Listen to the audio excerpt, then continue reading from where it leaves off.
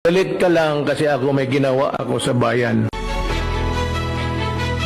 After 5 years, ang laki na ng pinagbago. Di kabila ang ginagawang kalsada, tulay, eskwelahan, ospital, at mga naglalakihang proyekto na hindi pa nagagawa sa kasaysayan ng Pilipinas. Ngayon pa lang sa panunungkulan ni Pangulong Rodrigo Roa Duterte, masasabi na nga ba na ito na ang golden age of infrastructure?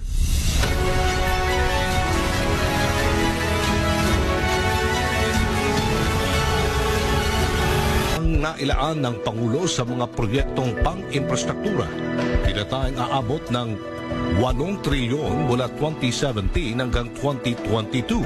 Laking diferensya sa budget kumpara sa mga nakaraang Pangulo ng mga nakalipas na dekada. At ang pondong ito ay masasabing pinakamalaking pondo sa kasaysayan ng Pilipinas.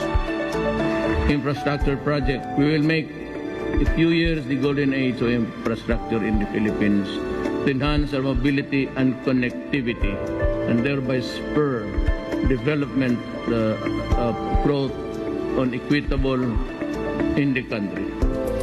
In other words, we are going to build and build. Nakita ko po yung political will ni Presidente.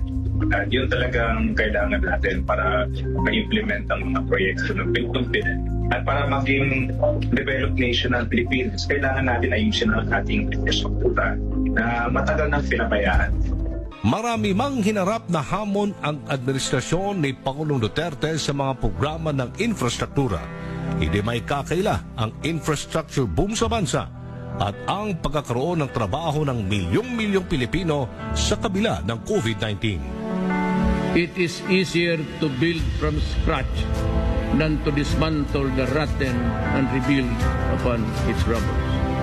Nevertheless, let us work together and lay a new foundation upon which a better